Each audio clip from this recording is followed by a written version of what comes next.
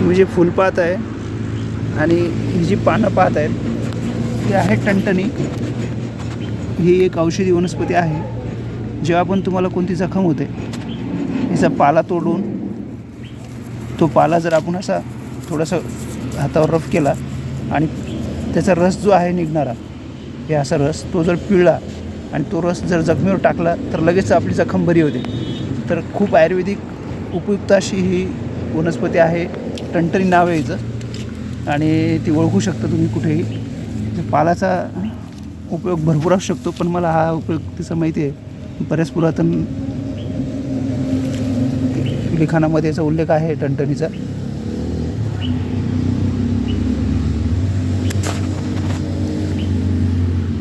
हे अशी फुले येतात तिला आणि पाल्याचा जो आकार आहे, पान तुम्ही लगेच ओळखू शकता. पान असं असतं गर्द हिरवं आणि गर्द भरलेलं असतं पान.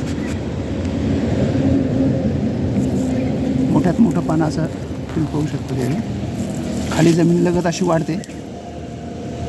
टणटणी.